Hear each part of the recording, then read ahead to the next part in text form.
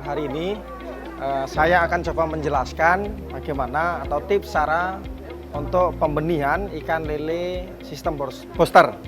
Atau mungkin para teman-teman juga bisa untuk masukan dan edukasi bagaimana cara memilih bibit yang baik, karena banyak sekali di luaran sana varian atau jenis macam-macam ikan lele, dan khususnya buat para pemula itu sangat terbentur sekali biasanya untuk masalah pemilihan ya atau seleksi pembelian jenis bibit lele untuk para pemula, karena jenisnya ada sangkuriang, dumbo, masamo, piton, bahkan yang terbaru yang resmi dari DJPB atau Dirjen Pembenihan itu adalah mutiara yang SK atau SNI terbaru.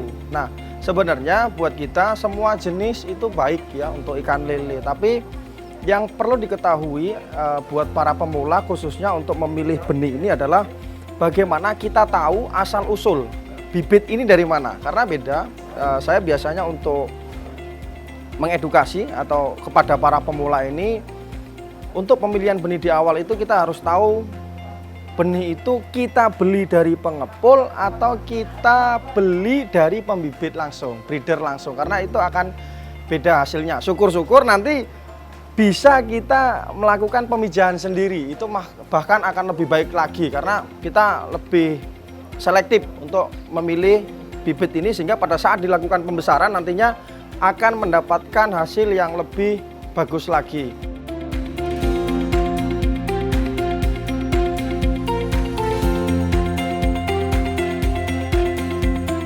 Kita sekarang masuk ke kolam pembesaran. Nah, ini adalah kolam di mana kolam ini sudah berusia lebih kurang 4 bulanan ini sebenarnya. Sudah lebih dari usia panen, tapi karena kita di PDMKP Booster sendiri, PDMKP Fish Booster Center ini memiliki divisi pengolahan atau pengenalan edukasi pengolahan, jadi masalah ukuran size kita tidak ada menjadi masalah. Tapi buat para pembudidaya umum biasanya kan 3 bulan panen. Nah, ini usia 3 bulan dari pembenihan. Ukuran bibit yang tadi pembenihan lebih kurang 3-4 minggu tadi kita rawat di kolam pembesaran ini.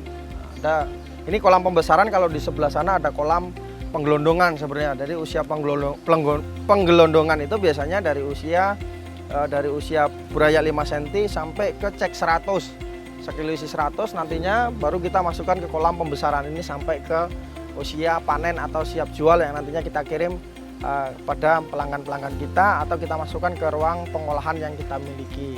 Dalam konsep pembesaran yang kita jalankan, beberapa konsep dasar itu adalah bagaimana kita menjaga tetap yang namanya itu grading. Ini yang paling penting selama siklus pemeliharaan. Nah, grading ini kita lakukan selama 3 minggu sekali. Tujuannya seperti apa? Tujuannya kenapa harus 3 minggu? Ya, tujuannya agar kita tetap menjaga keseragaman ikan. Kemudian kita dapat mengevaluasi data setiap 3 minggu sekali, sehingga kita tidak kebobolan dalam pemberian jumlah pakan. Karena banyak orang ngeluh kenapa FCR pakannya rugi kalau menggunakan pakan pabrik, kita rugi kalau mendapatkan pakan pelet. Makanya ada kesalahpahaman para pelaku usaha dalam perhitungan pemberian pelet umumnya. Dari mana? Dari perhitungan pakan. Nah, untuk pemberian pakan sendiri kita melakukan pemberian pakan itu 3 kali sehari, pagi, sore, dan malam. Tepatnya pagi jam 8 pagi, sore jam 16.00, dan malam pemberiannya dilakukan pada jam 22.00. Nah, kita juga memberikan multivitamin. Dengan tujuan apa? Nah, ini kan kadang kita melihat untuk ikan lele sendiri itu AKG atau angka kebutuhan gizi ikan lele adalah 18%. Sedangkan pakan pelet yang kita berikan itu mengandung protein 30% lebih.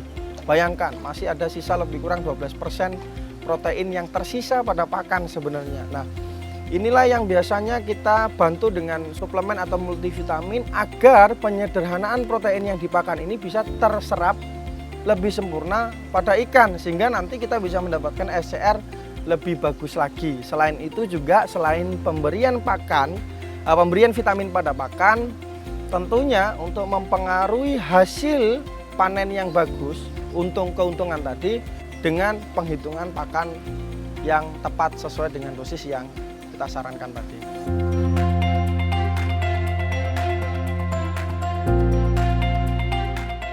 Nah, ini adalah kolam pipa pembuangan kita yang ukurannya 3 dim, 3 inci untuk ukuran kolam diameter 3, ketinggian kolam 1,5. Nah, untuk perawatan kita tidak harus langsung buang air itu banyak sampai separuh atau semua, enggak, tapi kita rutin untuk perawatan paling tidak membuang kotoran dasar sebelum melakukan pemberian pakan tadi. Pagi sebelum memberi pakan pagi, sebelum memberi pakan sore hari, sebelum melakukan pemberian pakan malam hari.